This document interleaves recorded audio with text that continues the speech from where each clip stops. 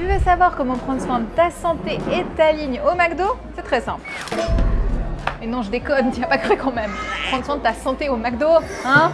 Aujourd'hui, je t'emmène découvrir les spécialités coréennes du McDo. Parce que oui, chaque pays a le droit à ses spécialités au McDo. Et en Asie, eh bien, les spécialités sont très spéciales. Alors je sais, c'est pas trop français. Mais t'as compris ce que je veux dire. Bon, il y aura quand même une petite analyse nutrition aujourd'hui, mais rassure-toi, je ne vais pas te faire la morale du style « Le McDo, c'est pas bien !» Tu le sais, donc c'est pas bien. En fait, il y a une petite question que j'aimerais éclaircir. Les Coréens sont plus minces que les Français, mais ils mangent plein de fritures et plein de fast-food. Alors on va comparer les macros des burgers pour voir s'il y a une différence, ok? Bref, c'est une nutritionniste qui te parle depuis le McDo. Voilà, le ton de la vidéo est donné. Alors installe-toi confortablement. Aujourd'hui, c'est croustillant ou peut-être spicy, on verra. Avant de débuter, pense à liker la vidéo et à t'abonner à la chaîne pour ne rien manquer. Sur ce, on va aller commander de quoi déguster le McDo coréen. C'est parti!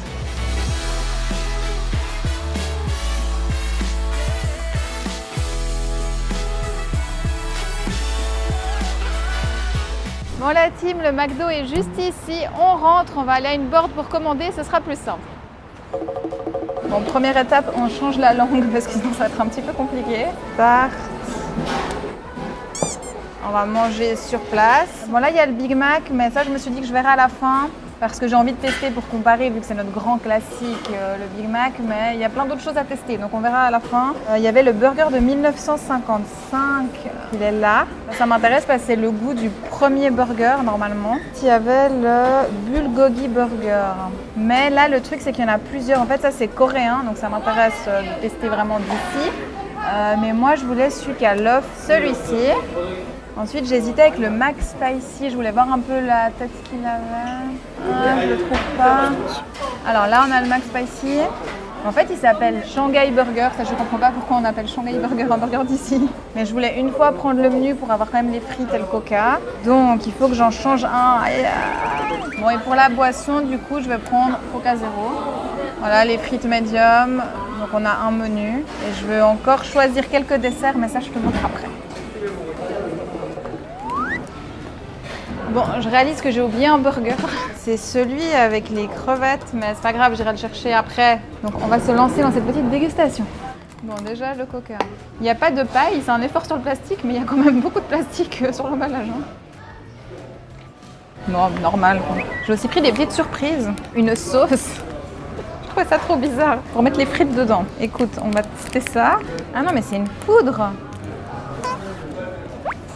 Et je dois faire quoi avec ça? Oh, c'est dégueulasse. C'est un goût, en fait, ça a vraiment le goût de beurre. Le miel, je le sens pas vraiment. Ah non, on commence bien, on reprend. Bon, on va passer au premier burger. Donc là, j'avais trop envie de tester celui-ci. Vraiment, il m'intéressait parce que c'est le burger de 1955. En fait, c'est le premier burger que McDonald's faisait. Donc, ils ont vraiment reproduit le goût. Alors, j'étais pas là en 1955. Je pourrais pas te dire si c'était pareil. Par contre, on pourra voir si c'est bon. Déjà, l'emballage, on voit tout de suite que c'est différent. Tu vois, ils mettent un cercle autour. Que vraiment, ton burger, il reste bien, nickel comme il faut. En fait, je suis un peu coincée là. Il y a trop de trucs. Donc déjà, on voit qu'il n'est pas si épais que ça. C'est pas genre un Big Mac, c'est un burger normal. Si on l'ouvre, je crois que c'est du bacon. Des petits oignons, une compotée d'oignons, les amis. Ça a l'air d'être la sauce un peu cocktail du Big Mac, un peu pareil. On va tester. Donc non, c'est bon. C'est pas la sauce du Big Mac comme je pensais. C'est un burger très standard en fait. C'est bon. Celui-ci, si tu viens, franchement, tu peux le tester, il est sympa. Mais je le trouve pas trop gras, je pensais vraiment que ça allait être vraiment très à dégouliner et tout, mais non. Du coup, on profite d'une petite frite entre deux. Elles sont déjà un peu froides, les frites. Mais par contre, elles sont pas très salées. D'habitude, je les trouve trop salées. Quand j'avais goûté aux États-Unis, je crois vraiment que c'était trop salé. Et là, franchement, ça va. Le suivant, celui-ci me fait un petit peu souci. Donc, le Shanghai Burger. Bon, en tout cas, celui-là, c'est mayo. On voit tout de suite la mayo. Bon, il se décompose pas mal. Hein. Il va falloir le goûter. Comme ça, il ressemble beaucoup à un McChicken, en fait. Bon, on teste. On sent le spicy, en fait, il est dans la panure, j'ai l'impression. Parce que alors, il y a des trucs spicy ici, ça t'arrache, mais vraiment, il y a vraiment de toutes les spicy possibles. Franchement, ça va. Après, niveau goût, je préfère clairement un McChicken. Ouais, c'est pas quelque chose que je te recommanderais de prendre, franchement. Je trouve pas que le côté piquant apporte quelque chose au burger d'extraordinaire. Voilà, on va pouvoir passer au suivant. Bon, le troisième, le bulgogi burger. Ça, c'est vraiment le burger coréen, celui d'ici. J'attends beaucoup de celui-ci, parce que pour moi, c'est vraiment celui qui doit représenter... Il a l'air rikiki, en fait, par rapport à... Regarde, je sais pas si on se rend compte, mais il est petit. Bon, ne nous laissons pas avoir par l'apparence. C'est un peu nul, il est tout mou. Franchement, il me fait pas envie. Ça fait un peu chimique, tu sais, les œufs qu'on pile la bonne taille. Mais bon. La pâte de burger, donc le bulgogi, c'est du bœuf, mais c'est tout fin. C'est encore plus fin que tous les autres. Hein. Je sens le sucre là, je sens. Mais sinon, les pains, ils ont l'air de tous briller un peu. Ils sont un peu différents de chez nous. Au premier abord, je suis déçue, mais il ne faut pas se laisser trop avoir par ça. Ça a le goût de la Corée. Je pense à la sauce qui est dessous. Elle est un peu sucrée, donc ça fait un peu aigre-doux. L'œuf, ça va, ça apporte un petit quelque chose quand même. La mayo, voilà, je sais pas si elle sert à quelque chose. Je dirais que pour l'instant, franchement, c'est le burger de 1955 le meilleur, clairement. Bon, maintenant que j'ai dégusté les trois, j'ai quand même envie de faire un truc. J'ai envie de comparer la taille du steak. Parce que franchement, j'ai l'impression qu'il y a quelque chose qui ne fonctionne pas là. Et le spicy, là, il est bien épais, quand même. Et là, le burger de 1955, il est quand même plus épais. Hein. Si je compare les deux, il y en a un qui est 2 fois plus gros quand même. Hein. Franchement, tu dois en choisir un, 1955. Moi, c'est celui-ci que je vais manger maintenant. Ah, franchement, celui-là, il est sympa. C'est pas le meilleur burger que j'ai mangé, clairement pas. Par contre, il y a un truc qu'il faut absolument pas que tu achètes ici. Ça, non, c'est interdit. C'est dégueulasse. Bon, je range un peu avant de déguster le dessert qui est en train de fondre, ça me stresse un peu. Alors, le coca ici. Boum, boum, boum, boum. Et on passe à la glace. Donc, j'ai voulu tester un truc un peu space. C'est un McFlurry Oreo fraise. Je trouve la combo Oreo fraise bizarre. Pour moi, l'Oreo, c'est avec le chocolat, mais... Alors, c'est très sucré. Visuellement, voilà. C'est comme une glace à la fraise avec des morceaux, quoi. Mais... franchement, ça vaut pas la peine. C'est pas mauvais, mais trop de mélange, ça tue tout. Hein. Moi, je vais rester avec mon burger de 1955. Comme une vieille mamie. Voilà. Maintenant qu'on a goûté les deux, tous les burgers, on a un petit peu plus de recul encore. Je vais encore rajouter quelques points.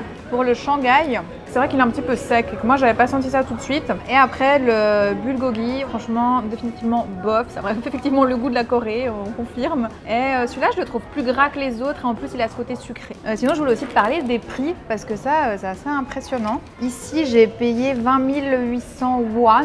Ça correspond à peu près 15 €. Donc, franchement, pour tout ce que j'ai pris, c'est pas cher. Dernier point, les frites. J'ai trouvé qu'elles étaient froides très rapidement. Donc, j'en ai même pas eu une qui était chaude. Par contre, le point un peu plus positif, c'est qu'elles sont moins salées que chez nous. Chez nous, je les trouve toujours trop salées. Mais voilà, c'est assez décevant par rapport à McDo qui a quand même une bonne réputation sur le goût des frites. Donc voilà, bof, on a compris. Bon, alors je suis en train d'éliminer le McDo. Allez, je déconne. Blague mise à part, cette petite dégustation au McDo, ça me rappelle une phrase que j'ai entendue récemment. Et une phrase qui me plaît pas trop d'ailleurs, on me l'a reportée où quelqu'un disait quand t'es mince, t'as tout. Pour elle, c'est facile, quand t'es mince, t'as tout. Ben, ça, c'est quelque chose que j'entends quand même assez fréquemment et je sais pas si je dois être triste ou si je dois être choquée d'entendre encore ça en 2023. En fait, la personne qui a dit ça, eh bien, elle voulait expliquer à quel point c'est important aujourd'hui dans notre société d'être mince, que quand t'es mince, eh bien, t'as accès à tout et que du coup, c'est une priorité numéro 1 dans sa vie. Selon elle, si tu n'es pas mince, eh bien, tu n'es pas respectée en tant que femme, tu n'as pas de travail, tu n'es pas désirable. Bref, ta vie est un échec. Et je trouve ça triste parce que ça veut dire que cette personne ne vit que pour ça, toute sa vie tourne autour de ça, être mince. Elle consacre donc 100% de son énergie à ne pas prendre le moindre gramme, mais pendant ce temps, eh bien, elle passe à côté de sa vie. Les repas de famille, les repas entre amis, eh bien, elle voit dans ces événements que des problèmes, de la nourriture à éviter et elle n'arrive absolument pas à profiter de ses proches. Elle n'apprécie jamais un aliment s'il est trop calorique. D'ailleurs, pour elle, les aliments, ce sont que des calories. Et c'est son seul critère, hein. Elle va juger si un aliment est bon ou mauvais uniquement selon les calories. Autant te dire qu'elle n'a aucun plaisir à manger. Cette personne, elle marche aussi beaucoup pour compenser les excès, pour s'assurer de rester mince. Et ce qui est très dommage, c'est qu'elle n'apprécie pas les balades en tant que telles. Pour elle, c'est juste un moyen pour brûler des calories. Bon, je m'arrête là, tu as compris où je voulais en venir. On est dans le cas de la personne où l'obsession de la minceur dirige sa vie. Toutes ces décisions sont prises avec l'objectif de rester mince et donc pour elle, c'est inimaginable de lâcher le contrôle sur l'alimentation. C'est donc vraiment une obsession. Alors oui, elle est mince, mais cette recherche de minceur absolue, eh bien, elle est juste en train train de lui voler sa vie. Et je peux te dire que cette personne, elle n'est pas du tout heureuse parce qu'elle vit dans la peur permanente de prendre un gramme. Morale de l'histoire, eh bien non, quand tu es mince, tu n'as pas tout. Et j'ai même envie de te dire que parfois tu n'as que ça. Ce qui m'amène au fait de dire que finalement, quand tu es mince, t'es pas forcément heureux. Pas du tout, ça ne veut finalement rien dire. Il y a des personnes qui sont minces, qui sont heureuses, heureusement, mais il y en a aussi beaucoup qui ne le sont pas. Elles vivent dans cette peur permanente de ne plus être mince, donc ça c'est angoissant, c'est stressant au quotidien. Et puis ça les pousse aussi à prendre des mauvaises décisions pour leur santé. On a vu, la personne en question, elle choisissait tout en fonction des calories, mais on l'a déjà vu plein de fois sur cette chaîne. Les calories, c'est de loin pas un critère suffisant pour choisir des aliments de qualité qui sont bons pour ta santé. Et après, il y a tout un autre aspect qu'on oublie, c'est que parfois les personnes minces, elles ne veulent pas forcément être minces, ou pour elles, c'est pas forcément ça qui est important, mais elles voient plein d'autres défauts chez elles, ou elles se sentent peut-être trop minces. Ça veut pas dire qu'on a confiance en soi, ça veut pas dire qu'on est bien dans sa peau, en fait ça veut vraiment absolument rien dire. Donc il ne faut vraiment pas juger les gens sur l'apparence, on sait vraiment pas ce qui se passe dans la vie d'une personne, si elle se sent bien, si elle se sent pas bien, pourquoi elle est mince, si c'est volontaire, si c'est comme ça, si c'est aussi une maladie, toutes ces choses on n'en sait rien. Et c'est pareil pour les personnes qui souffrent d'un surpoids, donc vraiment ne jugeons pas les autres. Et tous ces préjugés, eh bien ça me ramène à un grand préjugé qui nous renvoie à la vidéo du jour. C'est que souvent j'entends « Ah mais cette personne elle mange McDo alors elle mange mal ». Mais c'est pas parce qu'une personne va au McDo une fois qu'elle mange tout le temps McDo ou qu'elle mange mal. Ce qui compte c'est les 365 jours de l'année et pas un repas de temps en temps, vraiment pas. Et maintenant on va passer à la partie nutrition comme promis. Donc déjà la première question, est-ce que McDo Corée est plus gras que McDo France? Très bonne question, qu'est-ce que t'en penses? Raconte-moi ça en commentaire, comme ça j'aurai ton petit pronostic. Allez, mets pause, c'est le moment de faire les paris. Pour comparer, je ne vais pas prendre les spécialités qu'on a dégustées aujourd'hui, c'est trop difficile d'avoir un point de comparaison fiable, donc on va prendre notre bon vieux Big Mac. Alors le Big Mac coréen, eh bien il contient 582 calories pour un burger de 223 grammes. Tiens-toi bien, on a 11 grammes d'acides gras saturés. Et en France, le Big Mac il contient 504 calories et 9 grammes d'acides gras saturés. Donc voilà, on est moins gras en France. Alors la différence elle n'est pas énorme, mais quand même c'est 13%. Les frites moyennes valent 324 calories, donc le menu t'apporte 828 calories et ça c'est en partant du principe que tu prends une eau à côté et pas de dessert. Alors si tu manges normalement, c'est-à-dire environ 2000 calories par jour, 828 calories pour un repas, c'est ok. Par contre, là où ça coince, c'est dans la répartition. Parce que oui, on a dit que 828 calories au total, c'était ok. Mais dans ces 828 calories, eh bien, tu n'as que 27 grammes de protéines. Et là, c'est pas beaucoup. Si tu convertis en calories, eh bien, il faut multiplier par 4 et tu obtiens donc 108 calories de protéines. Et par rapport au total, eh bien, ça représente 13% de protéines sur le total du repas. En gros, ce chiffre, il correspond au minimum recommandé. Tu sais, les fameux 0,8 grammes par kilo de poids de corps. Mais là où ça pique, c'est du côté des acides gras saturés. 11 grammes pour le burger et 1 gramme pour les frites. Bon, pour les frites, le chiffre me surprend un peu quand même. Donc 12 grammes d'acides gras saturés multipliés par 9, ça c'est le ratio pour les lipides, et bien on obtient 108 calories. Alors peut-être que comme ça te parle pas beaucoup, mais si je te dis que la recommandation c'est maximum 10% de l'apport journalier total en calories pour les acides gras saturés, eh bien tu vas voir que ça fait mal parce que si on reprend l'exemple des 2000 calories par jour, 10% ça veut dire 200 calories qui proviennent des acides gras saturés au maximum, et là avec un seul repas, on a déjà dépassé la moitié du quota. Et le dernier point, là où ça fait vraiment mal, c'est les fibres, c'est indispensable pour être en bonne santé. Et là, il n'y en a pas du tout. C'est pour ça que mon conseil, c'est quand tu vas au McDo, prends un fruit avec toi.